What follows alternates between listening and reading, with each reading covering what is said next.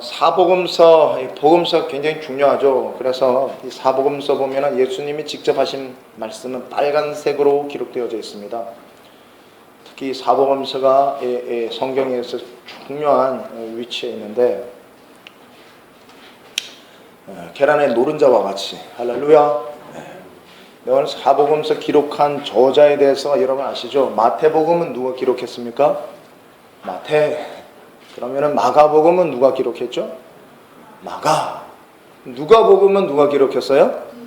누가. 요한복음 그럼 누가 기록했나요?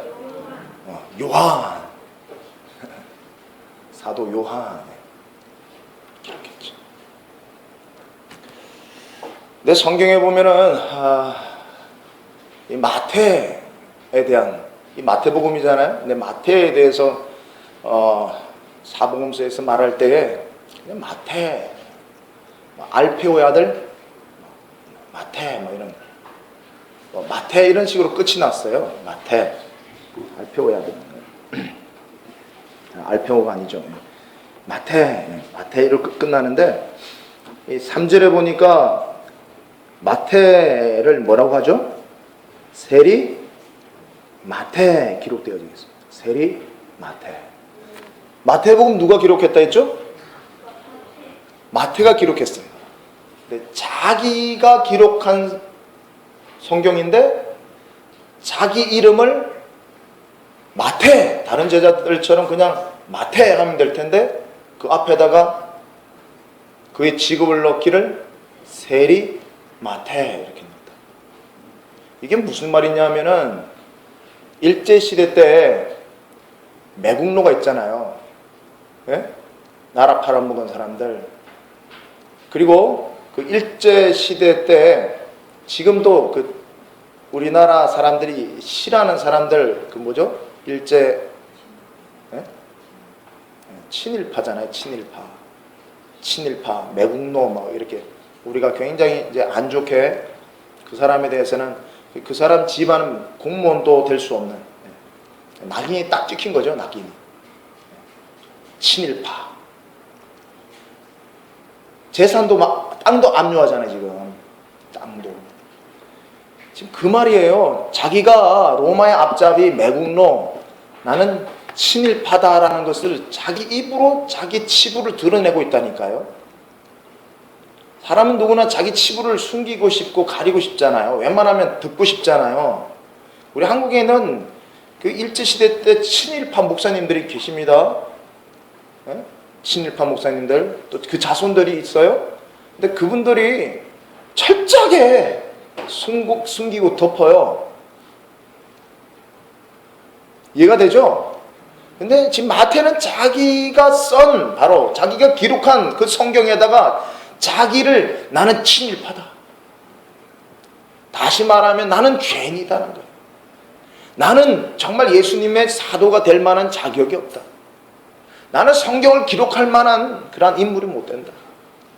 아멘. 할렐루야. 자기 부족한 부분을, 자기의 치부를 지금 드러내고 있는 거예요. 누구 때문에? 주님 때문에. 주님의 영광을 위해서 자기를 낮추고 있는 모습이에요. 그러면 여러분 어떤 사람이 은혜 받습니까? 어떤 사람이 은혜 받아요? 어떤 사람이 은혜 받아요?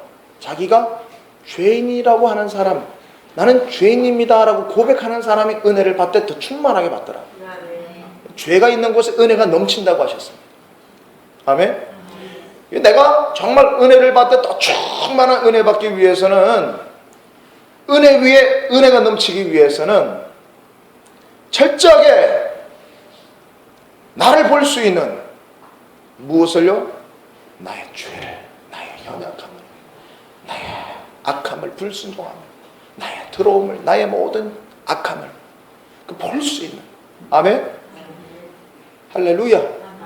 그런 눈이 열릴 때, 그것이 더 깊이 깨달아질 때, 더 간절히 주님 찾게 되어지고, 그 10년 가운데 하나님의 은혜가 임하되 넘치도록 풍성하도록 임하는 줄로 믿습니다. 여러분, 전 농민 아들이기 때문에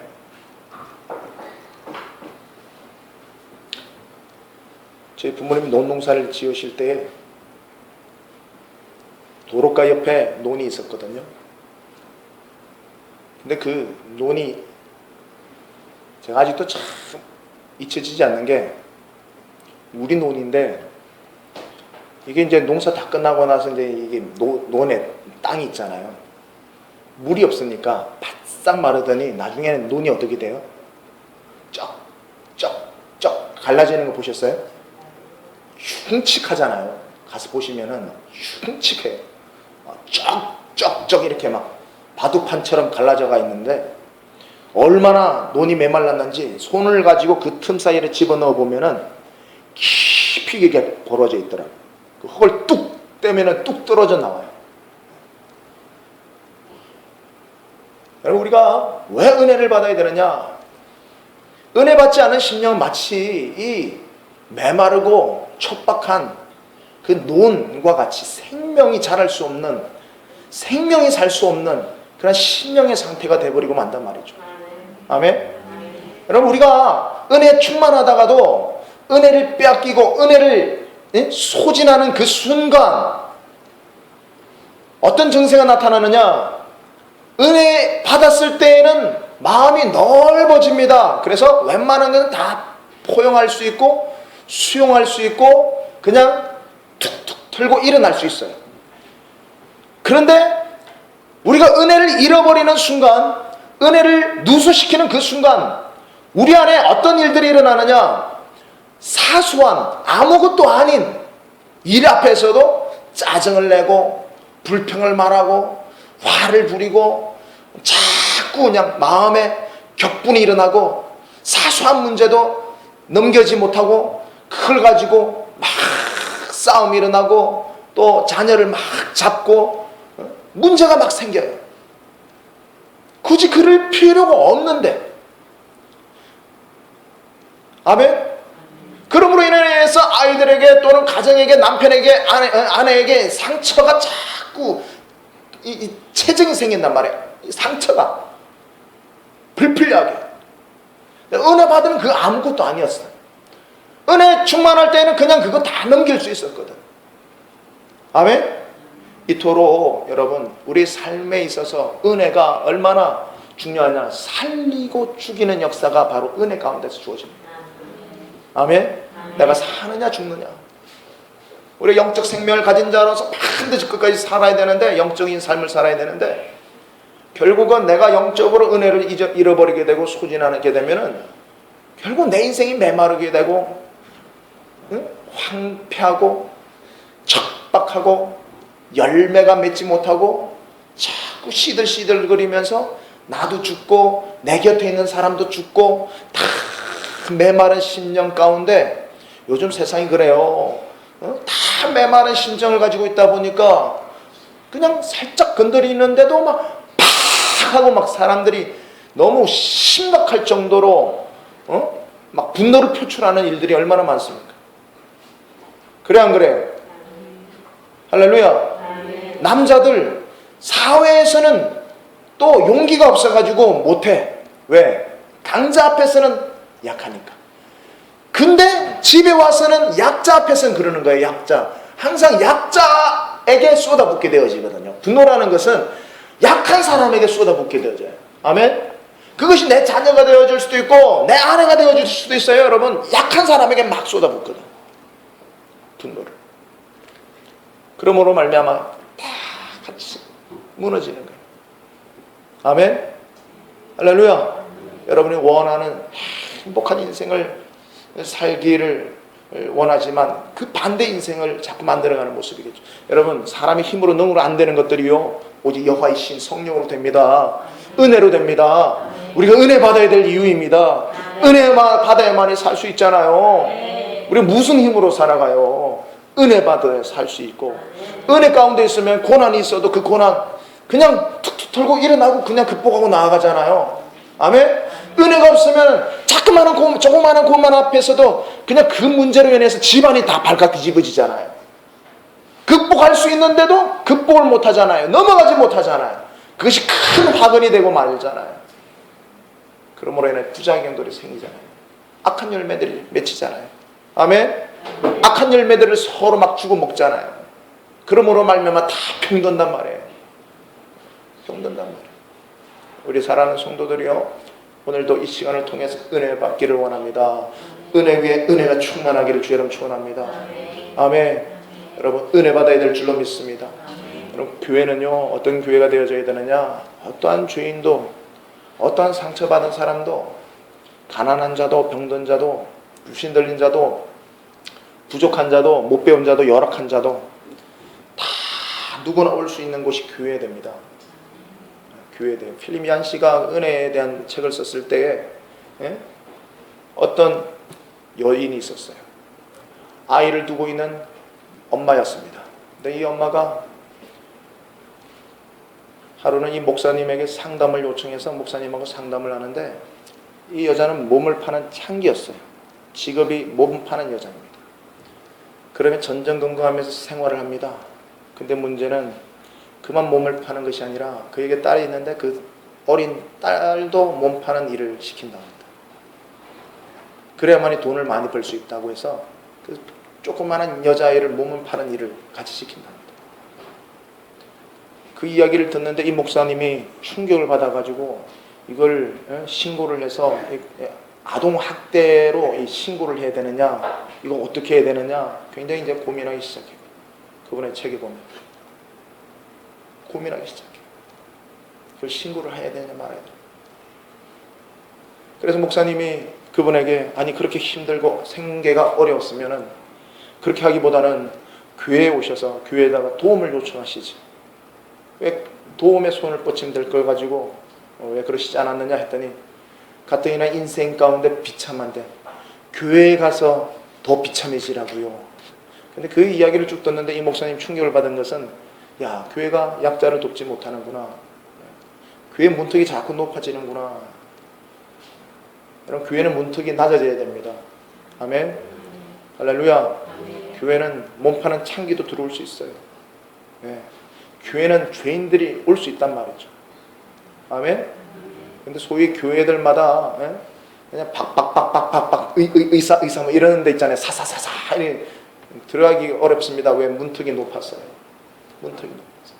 교회는 죄인들이 올 수 있는 곳이 돼요.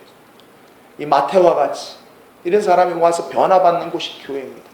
그들에게 소망을 줄 수 있는 곳이 교회입니다. 세상도 소망을 주지 못하는데 마지막인 이 교회조차도 소망을 그들에게 주지 못한다면 교회는 교회의 역할을 하지 못하는, 교회는 교회로서의 역할을 못하는 모습이겠죠. 교회는 누구나 올 수 있는 곳이 되어져. 아멘. 그리고 누구나 오되 품어줄 수 있는 교회. 비방이나 정죄가 아니라 품어줄 수 있는 교회. 아멘. 할렐루야. 그런 10년 가운데 하나님께서 은혜를 충만하게 주시는데 놀라운 인생의 변화가 생깁니다. 믿으십니까?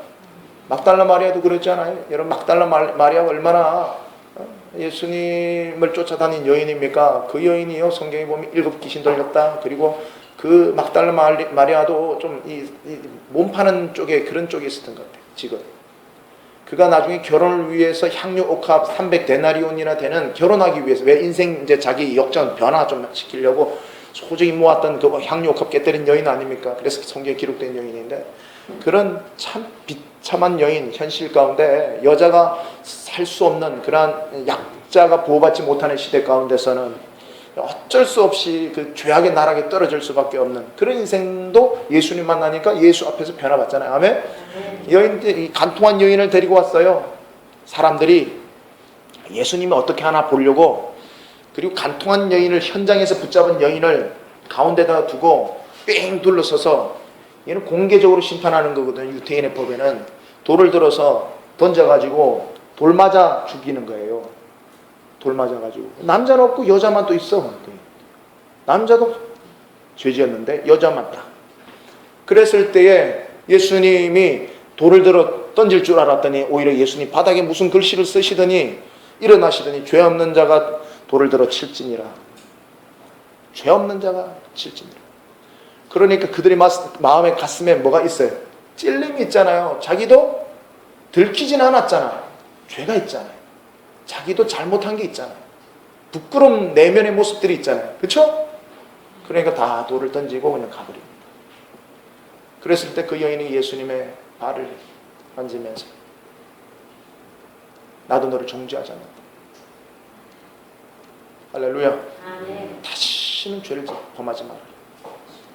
우리 예수님이 희망이 소망이 되신단 말입니다. 인생의 밑바닥의 인생으로 나락으로 떨어진 인생이라 할지라도 예수 안에서는 소망이 있고 변화가 있습니다.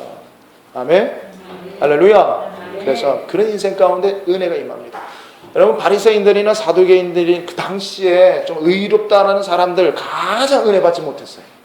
왜요? 그들은 스스로 부족함이 없다, 자기는 잘났다, 자기는 죄인이 아니다라는 이 마음의 중심의 태도가 있었기 때문에 가장 은혜 받지를 못했어요. 어떤 사람이 가장 은혜 많이 받았습니까? 죄인들, 세리들, 할렐루야, 들들, 다수들 아닙니까? 창기, 몸 파는 여자들, 병든 자들, 귀신 들린 자들, 문제 가운데 있는 사람들, 사회에서 소외당하는 자들, 가난한 자들, 할렐루야. 그런 사람들이 오히려 은혜를 받았어요. 우리가 은혜 받기를 원합니다. 그렇다면 여러분의 심정의 중심에 항상 이 마음을 가져야 될 것입니다. 오늘 이 세리 마태가 자기를 세리라고 말하는 것처럼, 공개적으로 자기 스스로 자기의 치부를 들춰내는 것처럼, 이 자기의 연약함, 죄인임을 아는 사람에게 은혜가 넘치는 것입니다. 믿으십니까? 아멘. 오늘 사랑하는 성도들이 이 은혜가 충만하게 넘칠 수 있기를 주의 이름으로 축원합니다. 은혜 받아야만이 살아요.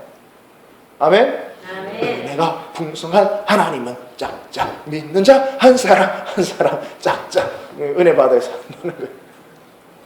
은혜 받아야 산. 믿으시죠? 예수님의 제자의 이름들이 쭉 나와 있습니다. 베드로, 하는 시몬. 여러분, 베드로는 어떻게 죽었느냐? 로마에서 거꾸로 십자가에 달려 죽었습니다. 안드레는 헬라 전도 중에 아가야 성에서 십자가가 아닌 X자 형틀에 줄로 매여가지고 순교했고, 야고보는 로마에서 칼로 목베임을 당했고, 요한은 반모섬에서 묵시록을 작성한 후에 마리아 있잖아요. 마리아, 예수님의 어머니 마리아 모시다가 70년 동안 예수님 어머니 모시다가 70년 그 예루살렘이 로마에 70년에 로마에 멸망당할 때에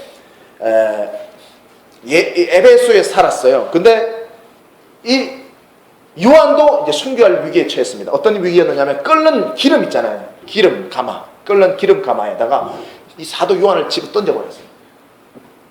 근데 들어가가지고 그 끓는 가마에서 들어가 있는데 요한이 타지도 않고 죽지도 않고 그냥 나와요.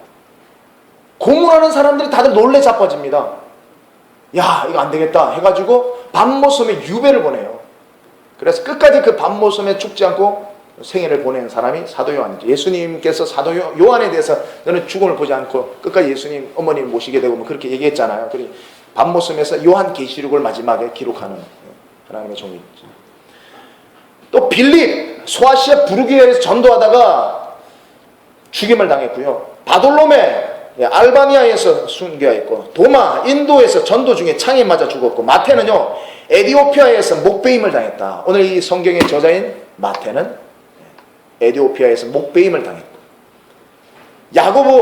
야고보는 성전 꼭대기에서 떨어뜨려가지고 죽임을 당했고, 가나안인 시몬은 애굽에서 전도하다가 유대에 와서 전도하다가 활에 맞아 죽었고요. 야고보의 아들 유다는 바사에서 활에 맞아 죽었고, 마띠아는 예수님의 12번째 제자 마지막 가룟 유다 대신에 마띠아는 에티오피아에서 돌에 맞아 죽었고, 이들 모두는 죽음으로 하나님을 증거했다는 사실이죠. 할렐루야. 아멘. 네, 순교했다는 것입니다. 순교했다. 이런 일들을 가능케 한 역사가 사람 힘으로 너무 됩니까? 은혜 때문에. 이들에게 얼마나 은혜가 충만하고 넘쳤으면. 할렐루야. 그 은혜가 천국에서 영원토록 그들에게 큰 상으로 주어지는 줄 믿습니다. 예수님의 좌우편에 딱 앉아있을 거예요. 영광스러운 자리. 예수님도 순교하셨듯이 그들도 주를 위해 순교했기 때문에 순교자 반열 가운데 그 영광이라는 것은 어마어마할 거예요. 고통은 잠깐이었지만 영광은 영원하다. 아멘. 한 번 그리스도인은 영원한 그리스도인. 오늘 우리가 은혜 받아야만이 이 땅에서 승리할 수 있습니다. 고난도 이길 수 있고, 세상을 이길 수 있고, 죄를 이길 수 있습니다. 마귀도 이길 수 있습니다. 할렐루야. 아멘. 은혜 받아야만이 여러분의 가정이 평안하고 행복합니다. 작은 문제도 극복하고 넘어갈 수 있는 줄 믿습니다. 아멘. 하나님의 역사 가운데 여러분 은혜 받기를 주님의 이름으로 축원합니다.